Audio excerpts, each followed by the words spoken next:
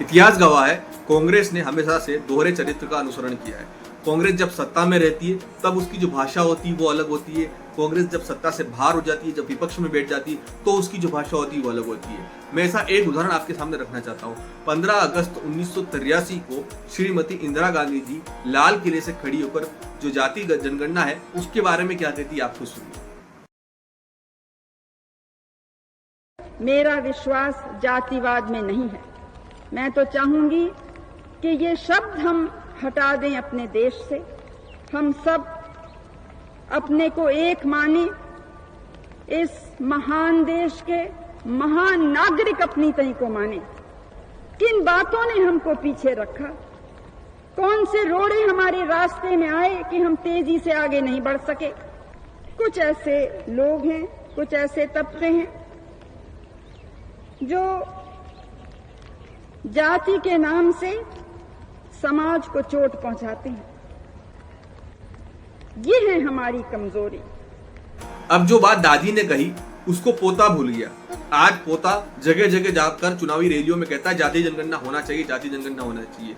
जो इंदिरा गांधी जातिवाद के खिलाफ थी, जो चाहती थी कि ये जातिवाद जो है देश की तरक्की में रोड़ा है, इसको खत्म करना चाहिए, जो जातिवाद है इसको खत्म करना चाहिए, और आज उसी का पोता जगह जगह जाकर जाति जनगणना की बात कर रहा है। क्यों कर रहा है? क्योंकि इस देश में कुछ टुकड़ियां ऐसी है राजनीतिक पार्टियों की जो हमेशा से जाति जनगणना चाहती है, जो अपने दम पर, जो अपनी जाति के दम पर चुनाव लड़ना चाहती है, मुख्यमंत्री बनना चाहती है। पहले भी मेरी वीडियो में बोला था, यूपी और बिहार के जो नेता है वो जाति जनगणना का फेवर हमेशा से करता है। क्यों करता है? क्योंकि उनको ऐसा लगता है कि यहाँ पर हमारी जाति के लोग ज्यादा हैं, तो कहीं ना कहीं अगर हमारी जाति के कैंडिडेट ज्यादा होंगे तो हमारी सरकार बनने में आसानी होगी। इस वजह से जाति जनगणना की जो मांग हमेशा से उठती है वो इन्हीं दो राज्यों से उठती है। हालांकि देश के 14 राज्य ऐसे जहां पर जाति के आधार पर चुनाव लड़े जाते हैं, विक्टिम कार्ड खेला जाता है कास्ट का, और कहीं ना कहीं वहां पर एक बड़ी राजनीति जो है वो जाति के आधार पर होती है। तो इस जाति जनगणना में इन राज्यों का भी कुछ मिला जुला सपोर्ट रहता है, लेकिन जो सबसे बड़ी आग उठती है वो यूपी और बिहार से उठती है, और वहां के जो नेता है वो अभी कांग्रेस से गठबंधन करके बैठे हुए हैं। तो कांग्रेस के नेता न चाहते हुए भी जाति जनगणना को जो है अपना मुद्दा बनाकर लोगों के सामने प्रेजेंट कर रहे हैं। और राहुल गांधी को तो ये तक नहीं पता है कि उनकी दादी ने जाति जनगणना के बारे में क्या कहा है।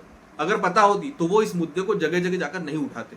अपनी दादी की कही हुई बात आज पोता भूल जाए, इससे बड़ा शर्मनाक वाकया और क्या होगा। इसकी कितनी आबादी है हम जानते हैं कि हिंदुस्तान की सरकार में सेक्रेटरीज अगर आप देखें तो दलित, आदिवासी और ओबीसी वर्ग से सिर्फ 7% आते हैं। मतलब हिंदुस्तान की सरकार को, हिंदुस्तान की सरकार की रीढ़ की हड्डी जो है secretaries of government of India. श्रीमान राहुल गांधी जी, आपसे एक निवेदन है, आप अच्छी तरह से स्टडी करिए आपकी पार्टी के नेताओं ने जाति जनगणना को लेकर क्या कहा है। श्रीमती इंदिरा गांधी नहीं, इसके अलावा भी बहुत सारे जो बड़े नेता थे कांग्रेस के, जाति जनगणना के खिलाफ थे। और आप आज अपने गठबंधन के नेताओं के कहने पर, सिर्फ 2 राज्यों के नेताओं के उकसाने पर जाति जनगणना की मांग उठा रहे हैं। ये कहां तक सही है? इस देश में वाकई में इंदिरा गांधी जी ने सही कहा है कि अगर तरक्की की राह इस देश को अगर दिखाना है तो जाति के जैसे मुद्दे हैं उनको खत्म करना होगा। और मैं भी ये चाहता हूँ इस देश में दलित खत्म हो, आदिवासी खत्म हो।